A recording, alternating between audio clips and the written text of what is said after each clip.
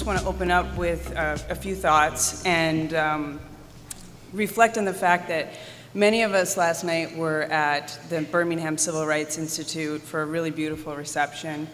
And today we sit, and the folks from Alabama can correct me if I'm off, but I believe about 90 minutes from Montgomery, Alabama, where week before last, April 26th, the Equal Justice Initiative opened up their memorial and museum, honoring about, I believe, over 5,000 victims of lynching in this country. And that memorial and museum really demanding an awareness of the history of lynching in America. And I believe that there's not been anything to that scale taking that type of recognition up until now. So just pointing out that these institutions, the memorial, the museum, the institute where we were last night, have all been erected to allow us to educate ourselves, to give acknowledgement, and to offer us, I think, examples of the really frank and sometimes painful conversations that are required for us to advance our work in the criminal justice system, but also advance as a society. I believe that, understanding our history and the impacts that history has had on our collective and individual understanding and perceptions of the criminal justice system is what's needed to make really meaningful strides. So this focus of this panel today, legitimacy, is as timely as ever. Each day in our media, in our news, and in probably our lives and our work, we see how there's various ways in which on our local and state and federal levels, there's these principles of procedural justice and the relevance of race in this discussion around criminal justice practices is needed now and continuously. And myself, as someone who's worked on policy, reform, as a prosecutor, I've seen firsthand how for some communities, legitimacy has never really existed when they think of or experience the criminal justice system. And also the number of ways in which there's these chips, where we chip away at the public's trust in the system with real systemic failures that I think we're all here because we're trying to address those things. But also in my current role as director of a community court, I see firsthand each day that there's no better place than the community court to address these issues and really take them on head on in a meaningful way. So just to kind of briefly give you an overview of what we're going to do, we have a lot to cover in a very short amount of time today. As you can imagine, there's some deep topics here. But we want to spend a little time just defining procedural justice, legitimacy, implicit bias, all terms that we either use. Some of us are intimately familiar. Some of us have varying degrees of the background on these. So just kind of defining that and why legitimacy matters and why are we even talking about this to begin with. Then the panelists are going to spend a little time talking about how this plays out in our communities, in our courts, and what it looks like when it's working and not working. And then we're going to discuss, I think, which is kind of the most exciting part, right, is the practical application. Like, how do we take this back to our own work as prosecutors, as defense attorneys, as court administrators, as judges? And what can we do in the here and now to address these issues that we're all going to kind of dig into a little bit this morning? And then, of course, we'll open up for questions and answers. And so finally, so my colleagues and friends and panelists here, their full bios are in your packets, which I encourage you to read. Their bodies of work are quite impressive, but I'm just going to give you a brief introduction here. So immediately to my left is Dr. Bryant Marks, the founding director of the National Institute of Race and Equity and professor of psychology at Morehouse College. And to the left of Dr. Marks, is Melba Pearson. And Melba and I met a few years ago when we were both in different places in our career. I was at the Institute for Innovation and Prosecution, and Melba was as assistant state's attorney in the Miami-Dade State's Attorney's Office, where she'd been for about 16 years. And now Melba serves as the Deputy Director of the American Civil Liberties Union of Florida. And then on the end there is Adam Mansky, my friend, my colleague, my boss at the Center for Court Innovation. Adam is the director of criminal justice programs at the center, and Adam has overseen the implementation of numerous problem-solving projects in New York City and throughout New York City and New Jersey. So without further ado, I'd like to move into talking with our panelists here. And just kind of setting things up as I described is just want to take a couple minutes so that the audience and all of us here on the panel are on the same page when we refer to some of the terms. So just taking a minute to define them. So I'm going to turn to Dr. Marks first and ask you to give us the definition, if you can. I know we could spend the whole hour talking about what is implicit bias, but what do we mean when we say that? Okay. Well, good morning, everyone. Pleasure to be here. Thank you for the invitation and all the coordination that went into this. So as we talk about implicit bias, I think I can set it up with a scenario. Now this should be interesting to see how this plays out. All right, but say you go back home from the conference and you're going through your mail and you come across a letter. And the letter says that a registered sex offender will be moving in next door to you. Being completely honest, for how many of you in reading that letter do you think your reaction would be happiness? Okay. Now, here's the deal. I'm going to push you a little bit on this, right? So in the state of Georgia, the cutoff age for statutory rape is 16 years old. We've had several high-profile cases where a 16-year-old male has sex with a 15-year-old female, right? High school kids. The father of the female finds out. He wants to press charges. He does so. The male goes through the system, and he's convicted, because it's statutory, and goes into prison. He comes out of prison and comes out as a registered sex offender, right? Now, when we think registered sex offenders, we don't tend to think 16-year-old, 15-year-old scenario, right? We tend to think like a creepy old guy, like a young 8-year-old girl or something like that.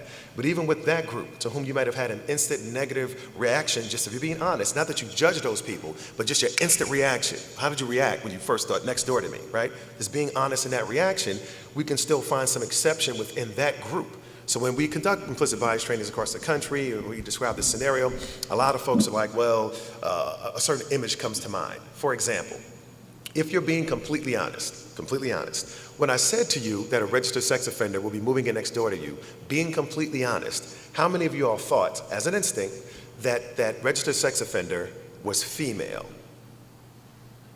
No one.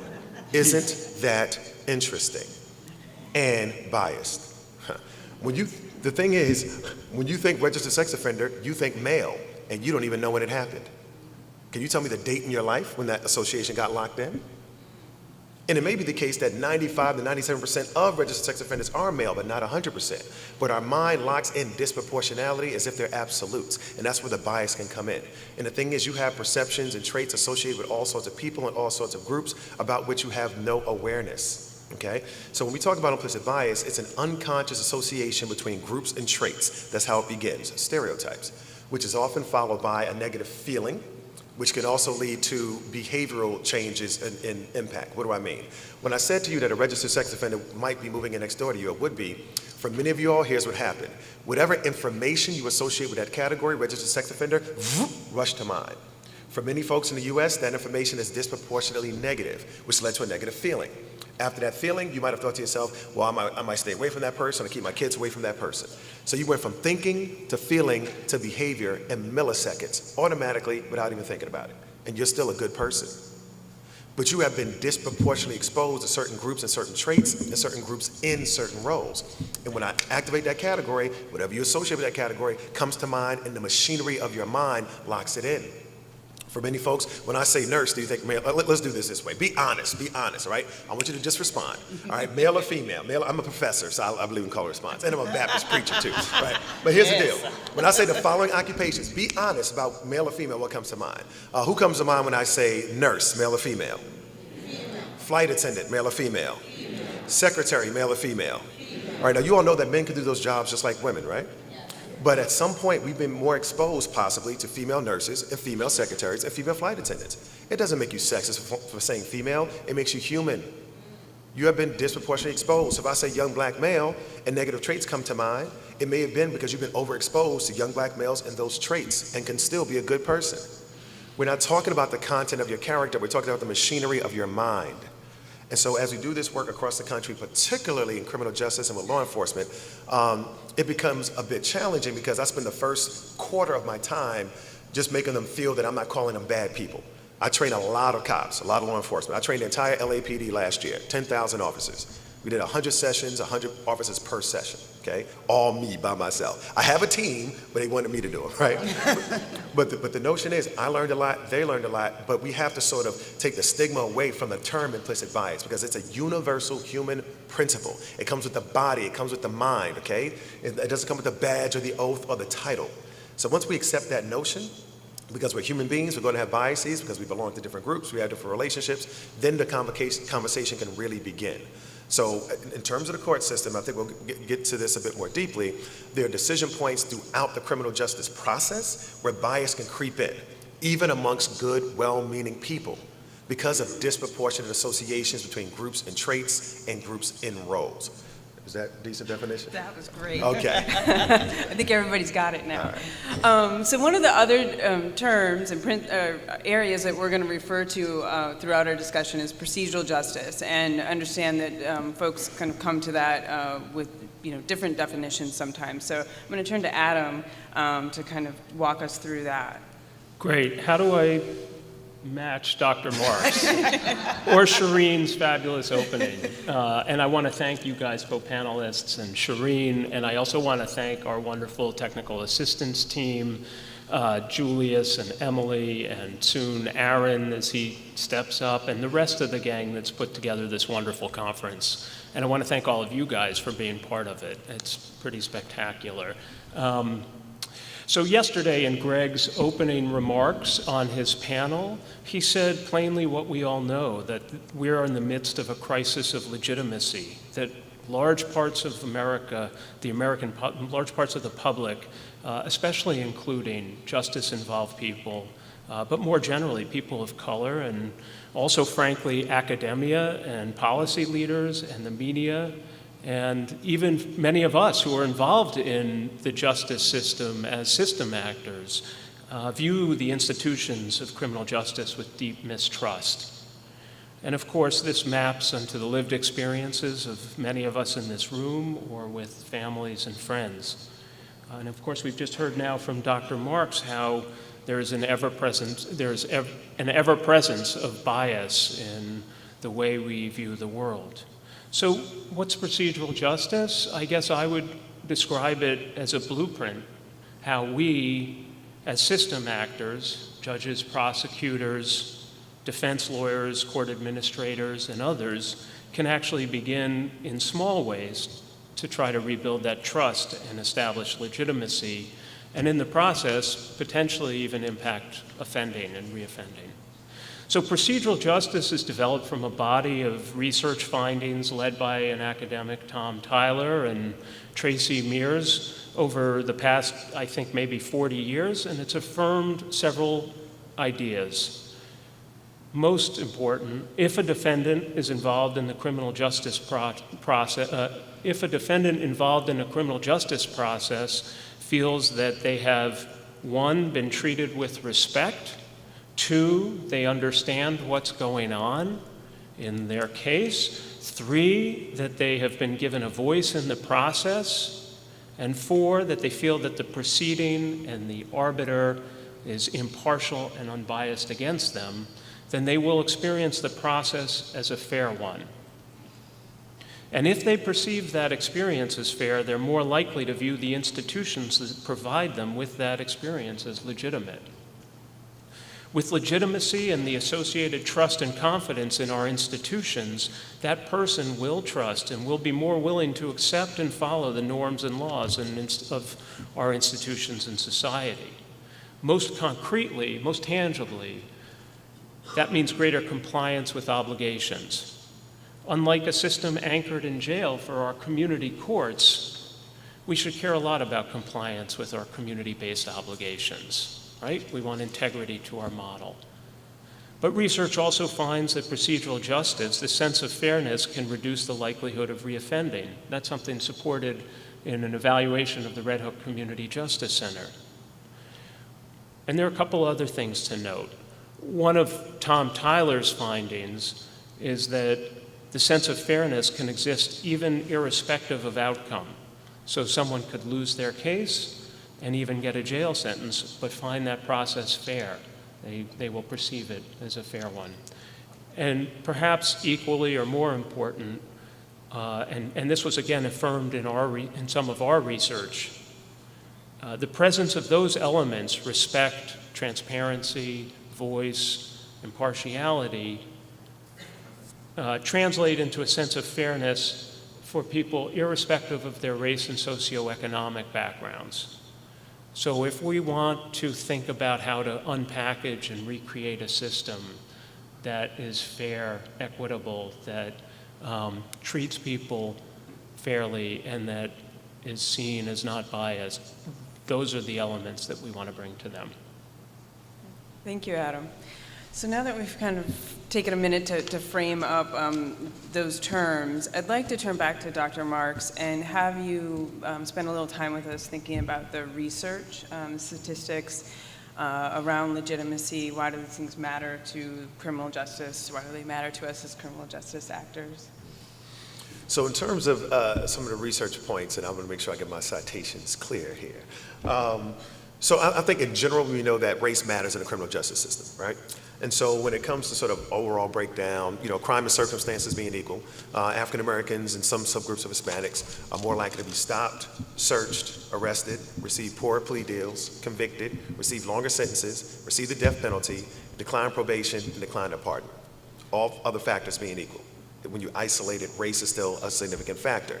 When it comes to the implicit bias aspect of what goes into place, there's research by a variety of social psychologists and other folks in the criminal justice field that have found that for black males in particular, the more Afrocentric features they have, that is to say darker skin, fuller lips, wider nose, are more likely to receive longer sentences from judges. They receive the death penalty conviction from juries when the victim was white, not when the victim was black, and more likely to be mistaken for a suspect by police.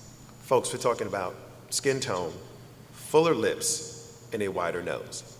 And if you ask the officer, and this is, somebody mentioned Oakland, a lot of work is being done in Oakland, it's wonderful. So Jennifer Eberhardt up at Stanford University, her colleagues at Stanford have done a sort of extended study with the Oakland Police Department, and they've engaged in a variety of experiments around implicit bias. And so what they find amongst Oakland PD cops, which are very diverse, white, black, Hispanic, Asian cops, same thing in civilians in Oakland, that when they prime them with the face, they show them a face of a black male, and then later on, maybe 30, 40 minutes later, they'll have them pick that face out of a lineup, okay?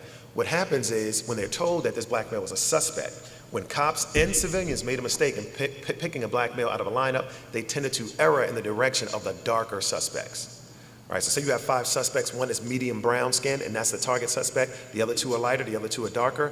Folks tend to err. Cops and civilians of various racial backgrounds tend to err towards the darker.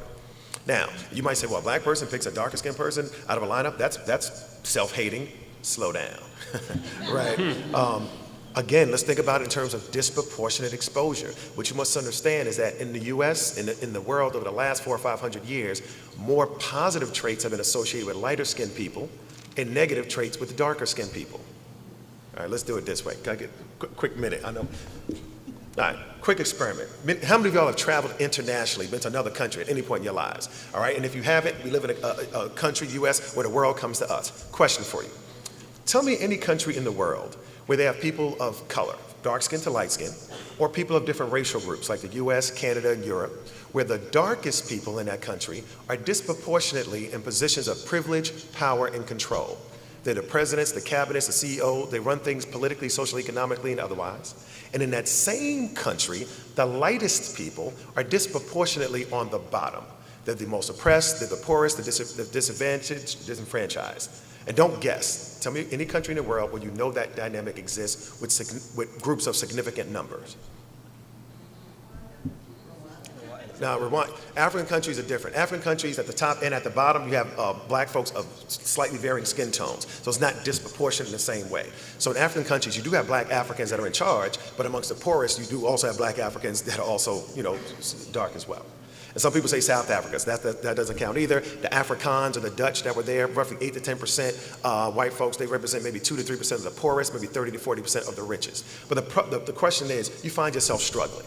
That's the point. right? And so when you can go to countries of people of color, right, in the Caribbean and so forth, and other places, this light skin bias is consistent. 194 countries in the world, and we're struggling to find one where dark people are privileged.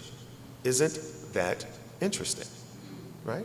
And the thing is, we don't think about it on a day-to-day. So if you think President of the United States, you think white male. Not because you're bad people, because we've only had white males except for one.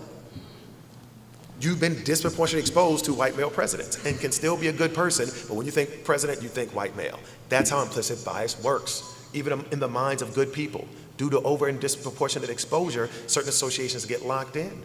And so whether you're a judge or a prosecutor or witness or jurist, these associations are still floating around in their heads. And sometimes the outcomes may have some bias as a result, okay? I'm not trying to be a Debbie Downer, make y'all feel bad, right? Like we're just predestined to have problems, but we need to acknowledge these phenomena so that we can address them, that we can put structures, practices, and policies in place that reduces the likelihood of biased thinking affecting biased outcomes or behavior. That's the goal. I don't want to let people off the hook by saying, well, it's all implicit, I have no control. No, because when you find out that you have some biases, it takes courage and there's a responsibility to do something about it systematically. Melba. Okay, hot seat. Follow that. With just a little bit about, what can you tell us about historically examples of how race and legitimacy have become intertwined in our criminal justice system the way that we understand and see them now?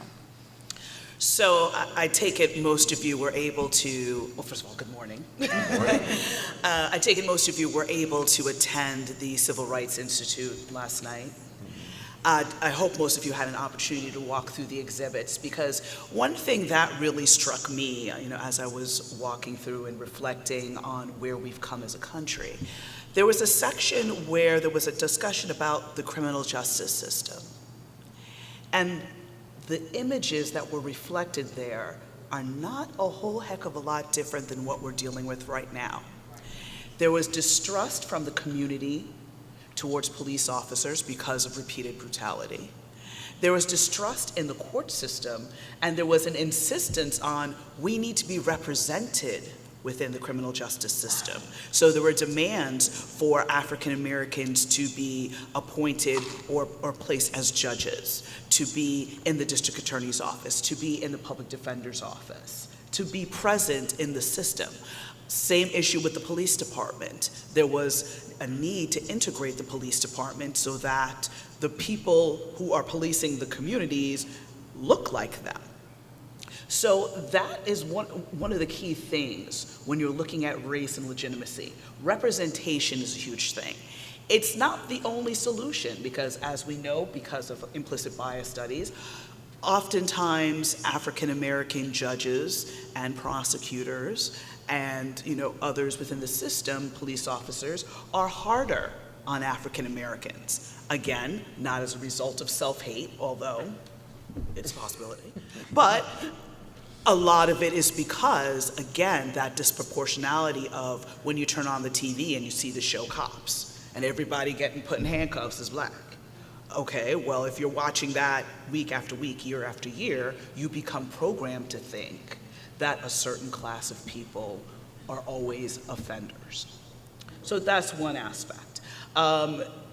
Looking at the issue of race within the criminal justice system, being a former prosecutor, definitely this is something we struggled with. And that discussion of implicit bias has only recently started to occur within prosecution circles. And a lot of times it's handled as a one-day training.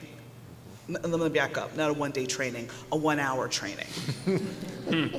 Where you're supposed to undo years of basically programming within 1 hour. So what inevitably happens? Not in my training. Not in your training. No, not in your training. But many times, folks are disengaged. They're thinking about, as I know from personal experience, the 300 cases that are sitting in your office that you need to do discovery on and interview witnesses and all of that, and you're not absorbing what's being told. And then you have the other aspect of resistance, as in, oh, you telling me I'm a racist. Shut down and done. So the issue with when we come to race and legitimacy is that there's a lack of awareness, and those stereotypes come into play. Again, good people. So, quick experiment that I like to do. What comes to mind when you hear the name Sharon? The name what? Sharon. Sharon. Or Becky. What comes to mind? How about Shakivia? And what assumptions come into play, especially if Sharon or Shakivia are charged with a crime? Shakivia is charged with drug possession. Are you thinking, oh, Shakivia needs treatment? Let me get her in rehab. As opposed to Sharon, whose parents come in, they're offering to take her to the fabulous rehab. I live in Florida. Delray Beach is the home of many rehabs, and it's literally on the beach. You do yoga. I'm kind of like, can I just go? I don't have an addiction, but can I just go for a weekend, you know? But they're coming and they're offering all of these things that we'll take Sharon when we'll send her to Delray Beach and it'll be wonderful. And you're like, okay, poor Sharon. All right, I'll drop her case or do a 6-month deferral of her case so that she can get treatment. But does Shakivia get that? No. And that plays into how people perceive the criminal justice system, especially when viewing disparate outcomes such as those. Thank you. Well, I want to dig into that a little bit more with you. You spent 16 years as a prosecutor. As a former prosecutor, I always like talking about prosecutors. But to kind of share with us how, and you started to go there right there with that example of how this plays out, and maybe not just for the prosecutor, but in the courtroom. When we talk about implicit bias and the disparities, what does that look like that sometimes we don't even notice it's happening? Well, I can share one experience, which is so I was a prosecutor for 16 years. About 5 years in, I was in the felony division. I go into the courtroom. I got there a little early. I'm going through my files. I'm figuring out what's going on for the day. You know, I'm dressed pretty much like this. I've got my pearls on because, prosecutor got to always have her pearls, right? So I'm there and I'm working on it. And a white male defense attorney comes up to me and he says, hey, can you file this for me? I'm like, the clerk is over there. She's not there at the moment, but that's her desk. And, I'm sure she'll be happy to help you once she returns. And he looks at me with this look of disgust mixed with disbelief. Because for real, I couldn't be a prosecutor, right? I mean, I'm African American with locks. I mean, it just doesn't happen. So the judge gets on the bench, the clerk returns, whatever, his case gets called up, and he starts coming at me like he thinks I don't know what's up. Well, for anyone who has the misfortune to be against me in the courtroom at that time, that was not a good idea. But I say this to say, that is one of the many ways that implicit bias functions within the court system.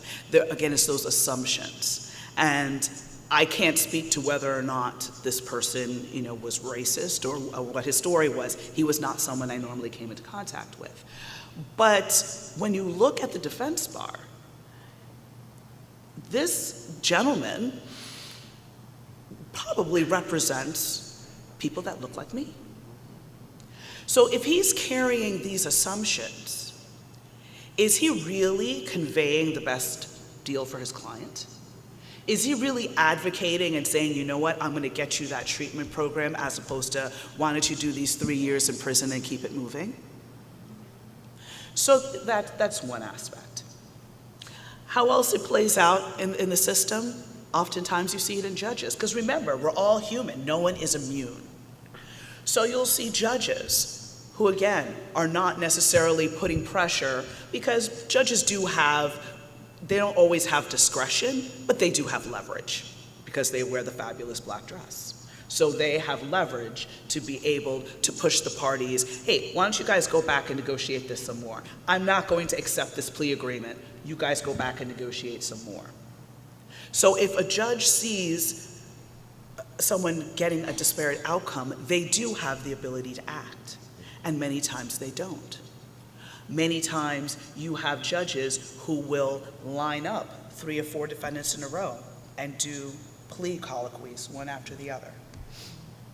How do you know, if you're number 3 in that line, that that person is really understanding the consequences of what they're about to enter into? So one aspect that I really want to impart to everyone is, we've all heard the phrase speed kills. It really does. Because in our haste to be able to move through huge dockets, in our haste to get to the next case, we're not ensuring procedural justice by making sure everyone understands what the process is. Everyone understands the consequences of the plea agreement. Are you about to get deported? Are you now a registered sex offender and can't live in certain areas? As a result of your conviction, are you now not going to be able to be a longshoreman or have a certain profession and not be able to make a living for yourself? You would assume that the defense attorney explained all of these things, but many times I encountered the defendant didn't know. And me, just because it was me, I would literally stop things and pull him to the side, like, hey, you know what you're doing? It's not my job, but I'm just letting you know, you better ask some questions. There are times where I've gone back and spoken to defendants with their defense counsel's permission, and usually in their presence, unless the defense attorney excused himself or whatever, and I'll bluntly tell them what's about to happen. Because I know I need to sleep at night. And I want to make sure if you're going to prison, you knew exactly why and what effect that was going to have on your life. That takes time. And so the key is to slow down so that these biases, that quick fire sex offender, okay, he just needs to go to prison for a long time because he's going to destroy our community. Okay, but that 16-year-old boy, 19-year-old boy, 20-year-old boy now has his entire life basically destroyed. Is there some other resolution we can come to? So the key is to slow down so that those quick fire biases don't end up destroying someone's life. Thank you. And I want to linger here for a minute and just kind of open this up to everyone, and Melba, you can take it too if you're first, if you're kind of on this roll right now. But just some of the other unexpected consequences of this decreased legitimacy in the system that we're talking about. So when we talked about kind of the defendant experience a little bit this morning so far, but witnesses and victims of crime, where do we see this materializing with and also just generally our communities? I could take that really quick, and then only because I spent a lot of my time talking to victims and witnesses. If the community does not believe in the system, they will not engage. It's really that simple. I've had victims of crime. I remember one gentleman, and I will never forget this. He was shot in a very sensitive area. I'm not going to get into that, but he sustained a very serious injury.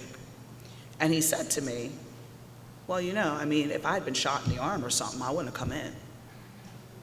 I'm like, if you shot any part of my body, trust me, I am coming in and pressing charges. Like, this is not a discussion. But he had such little faith in the system and the hassle of having to come back repeatedly. Okay, we've got first appearance. Okay, we've got pretrial motions. In Florida, we have depositions. Okay, we have depositions. And this is all before we even get to the official day in court, which is trial. And you've got to take off work, you've got to take off school, you're losing money. All of these things just to get quote unquote justice, which is debatable depending on who you are and where you sit. He was not that engaged in the system. So I had to spend a great deal of time with him to kind of, coax him through everything and let him know. And at the end, he was very surprised at the outcome, and he was, happy as he could be in that circumstance. But that's a reflection of how our communities feel. And as a result of that, the system is less effective, because if you don't have victims and witnesses coming forward, they're too afraid because of either consequences to themselves. They're afraid of being embarrassed, because if you come in and you happen to be, let's say you're a young lady who comes in and you're a victim of a sexual assault, but you don't want people getting into the fact that you also have an addiction and that you come from a poor neighborhood, and you're afraid of being judged and your story taken less seriously or being disregarded because of who you are. I mean, we saw that in the Bill Cosby case, where there were women who were coming forward who, but at the end of the day, does that make their experience any less legitimate because of where they come from or who they are or what complexion their skin is? So these are the types of things that we have to be very vigilant against. The implicit bias also applies to victims and witnesses and not giving them the credibility they deserve. And as such, just outcomes do not occur. Good. Yeah. And just to add to that, I know you have the formal bio, just some informal, quick background pieces. So I grew up in New York City, born in the Bronx, raised in Queens, and came of age in the late 80s, early 90s, and this is the height of the crack epidemic in New York City. All right, so we had, Red Dog teams, these undercover cops, not even undercover, just plainclothes cops could ride around and engage the public as they saw fit. They were with black and brown males on a stoop, on a corner in the park. They sweep us up, take us in, question us, let us go. I've never been arrested or charged with a crime, but I've been handcuffed. How many folks in here have been handcuffed before? Okay, vast majority have not. That is cold, hard steel. Like, to understand what handcuffs are on your wrist, and again, I wasn't being charged. I wasn't being arrested or anything. It was just I was in the wrong place, wrong time. Just that feeling in and of itself, I still remember how cold and hard that steel was on my wrist to this day, right?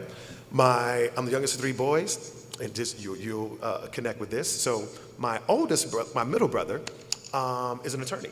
Syracuse Law School, we talked about Syracuse earlier, finished Syracuse Law. He was assistant district attorney in Fulton County in Atlanta for 4 years. He worked with Paul Howard, who you had yesterday, right? He was one of Paul Howard's ADAs. He left there and went into the military. He was in JAG. He retired from Fort Bragg last year. Wonderful. So he would email me, and his email would say, from cjackmarks@usarmy.gov, ... Wonderful. My middle brother, when he would my oldest brother, when he would email me, it would come through the CoreLink system. Anybody know what that is? It's the email system for the federal penitentiary. So my middle brother spent his adult life locking people up. My oldest brother is locked up. Or should I say he's in the system. He was recently released to a halfway house in Atlanta, but he's been in and out of the system for the past 30 years. So I've seen this criminal justice thing from a variety of perspectives. So when she was talking about the public defenders, I mean, it was, and again, a lot of folks in the system are overworked, but to see different aspects of this system so closely and intimately with somebody that you love and that you're close to, and then my middle brother, that was his job, was to lock people up. So I would hear his stories, just like she's told. That's why I had to share this, because it's so reminiscent of what he would say. He was conflicted because sometimes, he wanted to put folks away, but he saw poor defense attorneys. He saw other cracks in the system, and so it was a challenge, as he went about his work. And Paul Howard is a great DA, and even under that system, it was still some challenges, right? So you never know somebody's story. You never know how they're going to be affected by early contact and early exposure to the criminal justice system. So for those who deal with the juveniles, it is critically important. It's that middle school, high school age, in terms of them developing a trust in the system, to know that it can work, right? To know that there are fair-minded people that are willing to help and assist. If they know that they're not going to accept it's all, milk and cookies, that it's all great. But if they know there's some people in the system that are trying to do their work, do a good job, they can potentially buy in. I disproportionately was exposed to folks, I didn't feel that way growing up in the 80s in New York City. No shade against New York City.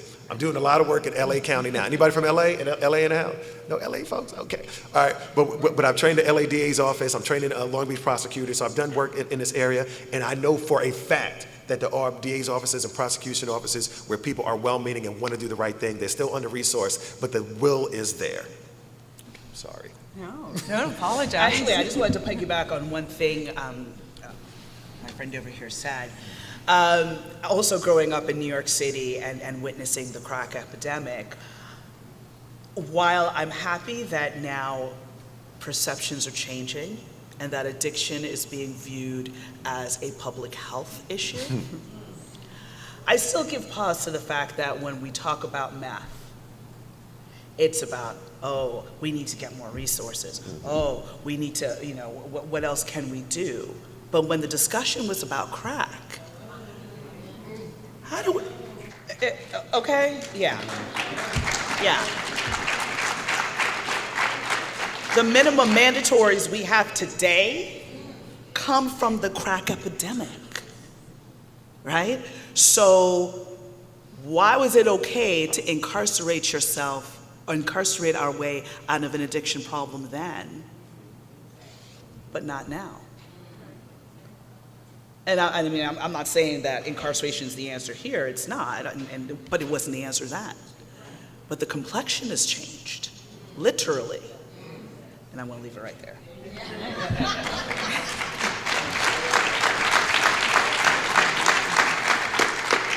Truth-telling this morning, all right.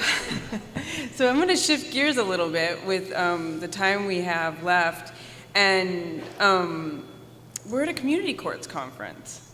And Adam, it would be great if you could talk with us now about how community courts and other problem-solving courts, where a lot of us are operating or hoping to operate as we're opening community courts, how do they play a role in this? How do they help move us forward from kind of everything that's been laid out so far?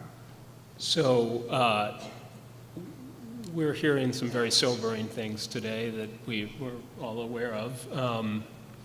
And I want to acknowledge that. And I also want to step back and kind of affirm you guys in this room, you people working in this world of community courts, because when we do think about legitimacy and procedural justice, it's almost inherent in what you're doing that you're bringing those qualities to your practice and to the justice system. Whether you view the clients before you as people and try to treat them with dignity and respect, or whether you are trying to forge a link to social services where professionals are trying to understand what the justice-involved person's needs are, and to identify sources of help and give them a voice, essentially, in articulating their pathway forward. These are all these values of procedural justice that you may do unintentionally or you may do intentionally, but are incredibly important in forging that bridge. And we've seen that in the research. Again, thinking about the Red Hook Community Justice Center, where people in Red Hook found that the judge in particular and the justice system, and the Justice Center were seen as bulwarks against injustice, seen as resources there to help individuals, that there was increased faith in and trust in the community court. And that was before we'd even known of anything about procedural justice, before we could put a label to it. It was just the way we operated and the way Judge Calabrese operated. And that's true when he's looking directly at a defendant, asking how they're doing. It's true in the fact that our bench is at a lower level so that he's at eye level with the defendants. It's true when defendants are meeting with the staff to talk about what their obligations are so they understand them and so that we can eliminate obstacles to prevent them from completing them. And so just generally, that's what, I think that's kind of intrinsic in the values of what we're doing in community courts. But I want to just point out two quick things, and I am aware of the time. I think that there's also an opportunity for you guys to be intentional and to see what you're doing as a laboratory and to test out ideas of procedural justice. How can you create a greater sense of respectfulness in your courtroom? How can you make things as clear and transparent for the defendant rather than just relying on, say, some of the legal jargon that we all use? Take a step back, as you said, take time to make sure the defendant understands what they're required to do. How can we make sure that the defendant is articulating that, essentially having a voice? And when we do that, not only are we creating a lab where we can test out these new ideas, but we also are creating a model for other jurisdictions. And I can tell you that some of the most powerful experiences I've had in my work at the Center for Court Innovation is watching judges come visit Judge Pratt or Judge Calabrese from all over the world, actually, and walk out and say, hey, I want to do that. Why can't I do that? I want to practice that way. There may be a lot of bells and whistles that we attach to it. There may be a bunch of services that we add to it. But at the end of the day, they're also responding to the fact that Judge Pratt and Judge Calabrese and Judge Davidson are treating the people before them with respect as members of the community and acknowledging that they're going to return to the community and they want to use this as a meaningful opportunity. And so I do want to emphasize that you're serving your communities and you're having an impact on that community itself, but you're also serving as a model and can serve as a model for jurisdictions for the rest of the other courts in your jurisdiction. So. Great.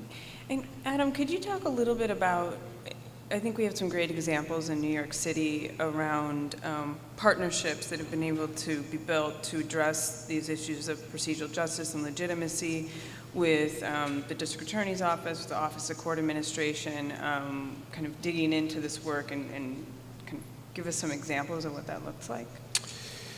Yeah, I mean, I guess one thing I want to talk about is an experiment that we're involved in right now. The city came to us and said, okay, you guys know a lot about procedural justice. Can you actually be intentional? Can you move the needle? Can you change the way people perceive their experience? And so they enlisted us to look at one of the busiest courts, probably, I don't know, in the country, New York County, Manhattan Criminal Court, to create an experiment to see whether we can change that experience for some criminal defendants and the public. And so they gave us a tiny little budget to do some physical fixes and a bit more to do research. And what we've done is look at the two parts where we think we can change that experience. One is the physical, and we had a tremendous list of really exciting things, ways to change that physical experience, to stop people waiting online, to beautify the space, and they basically let us put up some nice signs. But I'll come back to why that's really meaningful. And then the other part of it is that we've developed a kind of program that is intended to change the interaction between a couple of judges and the court personnel and the defendants. And so as to the first part, you know, the building that we're operating in is utterly inscrutable, completely impossible to figure out how to get anywhere. And even after 20 years, I don't even know which entrance to walk in. Like and you know, there's never been any effective signage. And just by putting up those signs has helped, you know, the wayfinding essentially has helped explain to people how to get where they're going and kind of reduce some of the stress. In one of the courtrooms, we've also put up some other signage, very clear signs that articulate the rules of the court using images like no cell phone or whatever, because there's been no way for people to know what the rules are until they get shouted at by court officers. And some of the rules aren't terrific, like you can't use a cell phone if you're sitting in the court for 6 hours. That's pretty crazy today, but at least people know it. And then we've also included some other parts that we feel are kind of increasing the respectfulness and transparency, including what a defendant's rights are, or anyone's rights are, a quote by Sojourner Truth, and images that explain who's in the courtroom. And so that's one part of what we're doing. And then the other part of what we're doing is working with these judges to focus on what are measurable, we hope will be measurable, concrete things they can do to increase these notions of respect and transparency. They welcome people when they come in the morning, which may not be that surprising, but judges don't always do that, and they repeat that information throughout the day. We've asked that they, look directly at defendants, solicit some of their, engage with them a little bit, explain that people may have to wait, and to apologize for that, and to do these things throughout the day. There's a lot more we'd love to do, but we've done what we think we can with these particular judges. And so we're now engaged in a research study for that. So we've looked at what the baseline was. Then we looked at what happens when we add these physical fixes. And it turns out that actually, it's a little preliminary, but that people are finding higher levels of respect in the signage that they're seeing and understand where they're supposed to go. That's kind of affirming. And now we're in the process of researching to see whether the courtroom experience has changed as well. And so we don't know how much we're going to move the needle, but this is actually one of the very first efforts to intentionally try to improve that kind of procedural justice. Can't hurt, right? So when you come to New York to visit Midtown, you can also stop by our main courthouse and see those everything that Adam described there. Melba, what would you say are some of the things we can do to ensure systemic improvements on these issues? What suggestions do you have? So I can start by piggybacking off of what Adam said with regards to judges. There's a judge who, there's a lot of judges I greatly respect, but this particular judge was one I appeared in front of towards the end of my career. And she handled a lot of homicide cases and very serious felony cases. And the one thing I always admired about her, I mean, you better have breakfast before you go to her courtroom, because you will be there for a while. And the reason is, she takes her time. When she addresses a defendant, she will say, "Good morning, sir. How are you doing today? Do you need medication? Did you get your medication? Do you get what you need? Okay, this is what's going to happen today." And she will lay out what's going on for the day. If she's taking a plea, she will turn to the prosecutor and say, "Explain the evidence that you have against this person." And at every step of the way, she will say, "Do you still want to take this plea? Do you still want to go forward? Because if you don't, I have no problem sending this case for trial. It's your constitutional right, et cetera, et cetera." So that instance of taking your time to explain the process, explain what is about to happen, at least gives the person an idea of, okay, I know what my options are, I can go ahead and make my decision, and that goes towards legitimacy.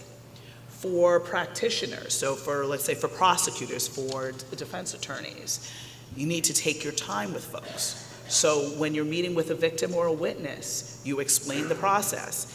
If there's any question about language, you make sure to bring a translator. Always err on the side of a translator, it can't hurt.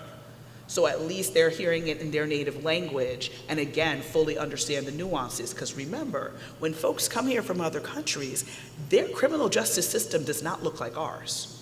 So they may be afraid to even open their mouth because they may think reprisals will come from the government if they were to exercise their constitutional rights. So you have to make sure that victims and witnesses understand the process, understand that cases don't get resolved overnight, that if you move, send me, make sure I have your new address, your new phone number, so I can keep in contact with you. So that way they understand the process as well. When you're looking at cases and deciding what to charge, the automatic instinct shouldn't be, let me charge the highest thing I can find. No, look at the case in totality. And don't make assumptions based on, oh, well, I know that part of town. I know that this is, what they like to call a high crime area. Don't automatically assume just because someone lives in a certain part of town that they're necessarily a bad person. They could be, but don't go in with that assumption. Look at the evidence in front. Have a dialogue with the defense attorney to make sure that you're getting the full picture, and if there's other outcomes that would be equitable for everyone, that you're able to do that.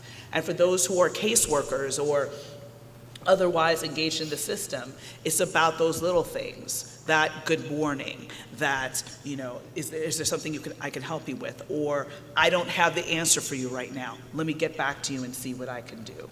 So taking your time as much, I know it's tough, because I know caseloads are high and the day only has 24 hours and 8 of it you'd like to spend sleeping. But it's still, people's lives are in the balance.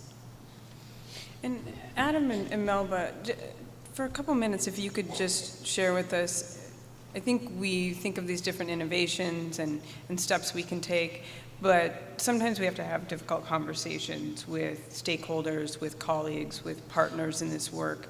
And any tips, advice, thoughts you can offer on how to approach that in having these conversations with those folks? Well, a couple things that we've learned in this procedural justice project. When working with judges, you're not providing them with the script, you're providing them maybe with a bench card or some talking points or ideas, giving them a voice in helping articulate what are the ways that they can bring procedural justice into their practice, or I should say some of your practices. But there's not everyone in the system is as excited to embrace these things as everyone else, and so sometimes, like so much of what we do, we don't have command control over everyone that we need to work with. We're not the boss of everyone, right? We have to find ways to build consensus with our partners, with the people that we're collaborating, and the best way to do that is to find unity of interest. Find where we're sharing things. For some people, that's sharing values that we want to help, folks in this community. For other people, it's finding some other things. For instance, for some court personnel, it might be, you don't love being that respectful to these guys, but if you are, you'll find that there are fewer incidents in your courtroom. You'll find that we're able to improve public safety. Isn't that what you're about? So I think that it's kind of trying to figure out what motivates staff and or the people that you need to work with. Sometimes it can be very pragmatic, and sometimes it can be very aspirational and noble. But that is something I think we all probably know how to do from our daily work of trying to collaborate with different agencies. So before we turn to the audience for questions, I wanted to ask Dr. Marks to talk with us about individually and in our roles as judges, prosecutors, defense attorneys, court administrators. What are the things that we can do to check our own implicit biases and also heighten our awareness? Well, a couple of things. So just by way of context, so implicit bias as a concept is actually within social psychology circles about 20 plus years old. It sort of hit the mainstream the last 2-3 years, which is good, right? So we like that. But just in terms of level setting expectations, and Melba mentioned earlier about implicit bias training. So I'm sort of one of the few folks who's sort of a hybrid in that I'm a professor and I'm an academic, but I also provide training. A lot of academics, we focus on the research side, we publish and so forth. And then there's a separate group of folks, consultants and trainers who read our stuff, package it, add it to their menu of all of services already and put it out there. There's two types of training. So whether you hire an academic type, a hybrid type, or whatever the case may be, two main lanes for training. One is awareness training and one is impact training. So as Melvin mentioned earlier, if you have a 1-hour training, we do half-day and full-day trainings, but even that is not enough. It raises awareness, that's good. But in terms of impacting behavior and changing culture and the things that Adam is talking about over the long term, a one-off is not going to do that.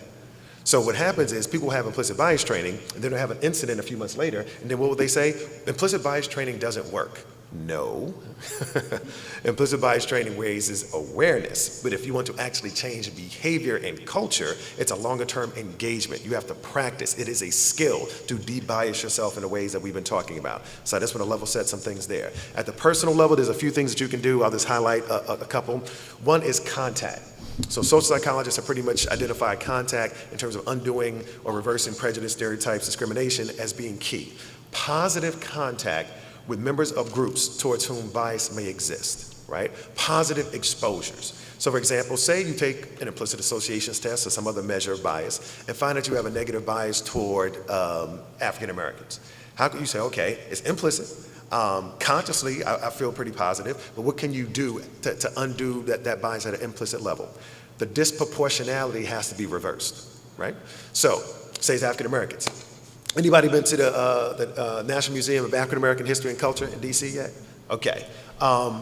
Exposing yourself to an experience like that, to the in-depth history and culture of this group of people. If you go to that museum in DC, because that's not just a great African American museum, that is a great American museum. All right. And yes, I serve on the advisory board in full disclosure, but nonetheless, it's still a great American museum, right? But if you go there and you've been there, you block out the entire day, start at the bottom level and work your way up to 5 levels and so forth, it will affect how you perceive the history of America and this group within that context, within that story. It's going to be difficult for you to hold on to certain biases where you could understand how these events that led up to disparate treatment or disparate outcomes that we observe today have come into being. Also in your personal relationships, okay? So here's what happens in the US, right? Many of us live in urban areas, LA, DC, New York, Chicago, or even meet in small towns, but if it's somewhat diverse, here's what many of us will do. We'll have that one white friend, or that one black or Hispanic or Asian friend, and then you're out to lunch together, you say, ooh, look at us, we're so diverse. Not so much, not so much, right? I mean, one is better than none. So if you have your one, hold on to your one, that's good. So you got your one white friend or your one Asian friend or your one black friend, hold on to them. But complement them with some others. And that contact with those others needs to be off the clock. What do I mean? Folks will walk into a workplace and say, oh, like this conference, say, oh, look at us, we're so diverse. Please, this is forced interaction. Right? You show up to a structured environment, and the people that show up are the people that's there. So if you go into work and you work in a diverse place, and you go to lunch, you're like, oh, we're so diverse. That's cute. It looks good in the moment, right? But the question is, who are you with when you can choose? Once you punch out, once you clock out, who do you invite over to your house for dinner? Who do you grab a drink with? Who do you vacation with? Who do you go to the game with? Who do you socialize with, right? Who do you call when the chips are down? I'm getting a divorce. I'm leaving a job. How diverse is your inner circle of people when you're off the clock? And you can choose. But here's what happens in the US, research tells us, right? Most of us in the US, once we punch out, we retreat to our respective racial and ethnic universes. We live amongst ourselves, we marry amongst ourselves, we socialize amongst ourselves, we go to church amongst ourselves. I'm not judging, I'm describing, okay? This is how most people live in the US. Right? So I'm not saying it's a bad thing, but let's be honest with ourselves. When we say we value diversity, we value difference and so forth, then it should show up at various points in your life, not just in a forced space. And all of us have to take accountability of that. Again, I'm not judging you. I don't want you to feel bad. But if you really want to take this to the next level, have positive contacts with other folks beyond the forced settings. Take an interest, the movies you watch, the TV shows, the documentaries. Force yourself to stretch and look at these folks from a different perspective. That's one key piece. And she says we have 5 minutes. Okay. All right, I'll stop there because I feel like taking too much. Okay. Oh, real quick though. Real quick. I want to say this though. So the personal level, that's key, but back to the systems level real quick. So we have this sort of AAA model that with systems and organizations. If you want to know if your organization has systematic bias in it, you have to start with assessment. That's the first A. You have to measure, where are your disparities? Is it in sentencing? Is it in the jury's pool that's selected? Whatever the case is, look at your data holistically for bias, for disparities. So assessment is key. Once you conduct your assessment, you confront the brutal facts, as Jim Collins talks about, right? You identify them, then you have to raise awareness amongst the leadership. We have this issue, we've measured it, this is where it is. Leaders, this needs to be top of mind, this needs to be a priority. It needs to be part of the strategic plan, it needs to be top of mind for our agenda items as we meet from month to month or whatever the case may be. And then you take some action after that. So it's assessment, awareness, action. And with the action piece, you have to be sincere about that, because some of the worst things you can do is to have your staff folks know you've gone through some assessment, you know there's a problem, and do nothing. That's almost worse than not looking for the problem at all. Once they know you found something and you do nothing, that's going to be an issue. Sorry. All right, so AAA. Yes. All right. So much in so little time. I think it's just an example of this is continued work beyond today as we take this all back to our respective jurisdictions. So I think we have time for a question or two. So open it up if anybody would like to ask any of the panelists questions at this time. Covered it all. Oh, I see one there. Oh, okay. I just want to suggest to everybody in the room who hasn't done the Harvard implicit bias test to look into it. It's super interesting and kind of depressing. All right. And real quick, and as she passes the mic, so when you take it, please keep in mind, just because you have a negative association with a certain group and a certain trait, doesn't mean that you dislike that group or will mistreat that group. It just means that you've been overexposed to association of a trait with that particular group.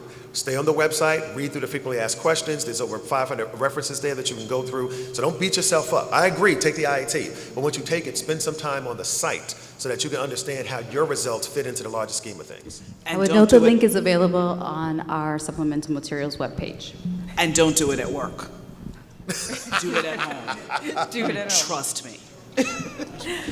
I think we have a question up here and then one in the back.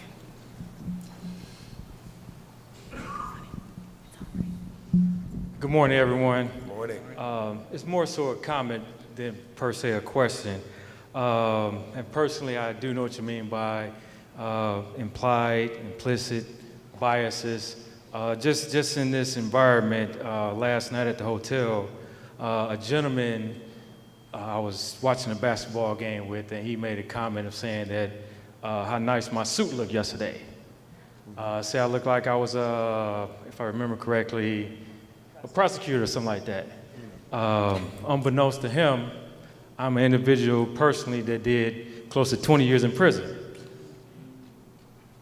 I don't say that for any accolades or any pats on the back or anything like that, but I definitely know from a personal standpoint on how biases can just look at your exterior and not, as you stated before, not know somebody's story just by looking at them on the exterior and everything. So thank you. Absolutely. Thank you for that.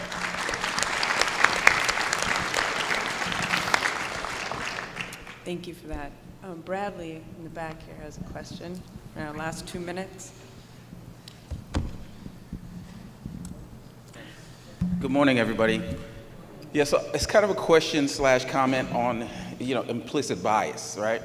So when I think about it, and the example that you gave, the little activity that you did by asking the group here about, what we thought of nurses, what we thought of a secretary. The thing that I think about when I hear implicit bias, you're talking about something that's more unconscious. And it's a quick reaction, right? Because after thinking about it a little bit, we were all able to recognize that some secretaries are male, some flight attendants are male, and we'll accept that, right? When we talk about the criminal justice system and bias within that system, it's deeper than our personal bias. It's deeper than the implicit and temporary implicit bias that we can overcome with thought.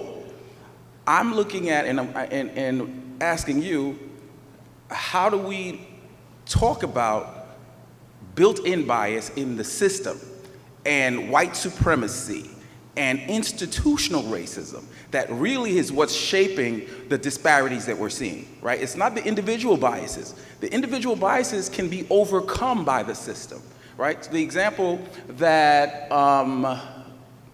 Ms. Pearson mentioned about looking at how we're looking at the current opiate crisis versus the crack epidemic. That's not implicit and that's not individual, right? But that in itself resulted in a generation of people of color being incarcerated. And we're dealing with that today. That's what we're talking about. Those are not implicit biases. Those are institutional biases based on the devaluation of a certain group, of the life of a certain group, right? So I think that we have to have honest conversations when we're talking about bias, that this is really about institutional, organized, government-sanctioned and structured racism that's created what we're seeing now in terms of imbalances of bias. So to the doctor, where does the institutional and organized biases fit into your implicit bias philosophy? Well, I would just say, what are institutions comprised of? Individuals. So there are people that make up institutions. So if you have a critical mass of people within an institution, they can shift and move how that institution plays out. So I got to push back a little bit because it starts with the individual. It gets expressed with a critical mass of individuals or within an organization or institution, and then it gets expressed. But if you have a critical mass of people within any organization, they can shift the needle on that, right? In terms of the decisions that are made, policies that are made, and so forth. So institutions are made up of individuals. When you say an institution, it's not a building. So you can go to Congress and look at the building and say, that building, that's not the institution. It's the individuals that function within it. And the ideas and the perspectives and the biases that they have en masse is what we're trying to deal with. So yes, we acknowledge that institutions are systematically cause differences to play out. I agree with that. But in terms of solutions, the individuals that make up the institutions have to be part of that solution. And so if you're trying to implement, I understand going one individual at a time, mind by mind would take a long time. Practice and policy is your better way to go because you can change practice often much quicker than you can change minds. So I do lean towards begin with the practice whenever possible. But we have to acknowledge that the mindsets of folks within those institutions, we need to be honest about their perceptions. Once we're honest about those perceptions, what can be done to limit the likelihood of their perceptions affecting outcomes? So let me be clear, folks. It is sometimes much easier, because some biases develop over your lifetime. Very difficult to undo that. Your better strategy may be to say, okay, if these biases exist amongst the institution or the individuals within it, what can we do from a practice and policy perspective to prevent the likelihood of biased thinking affecting biased outcomes? That may be your best place to start. Okay. I just want to piggyback right quick because I know we're about to end, but the ACLU has been doing campaigns around the country about Know Your DA. So if you're curious about that, you can go to aclu.org. The reason why I'm bringing that up is because if we're serious about criminal justice reform, if we are serious about changes in this country, we need to vote. We cannot sit out elections and think everything is going to be okay because you see what is happening right now. And at the end of the day, all politics is local. So yes, there's stuff going on the federal level, but do you know your local DA? Do you know where they stand on criminal justice reform? Is your public defender really standing up for the people who he or she is charged with representing? Does your mayor support and want to fund criminal justice reform and help create more community courts in their city? I mean, these are the people that you can hold accountable every 4 years, and through those changes, you can see systemic reform. Thank you. Thank you to each of our panelists. Thank you all.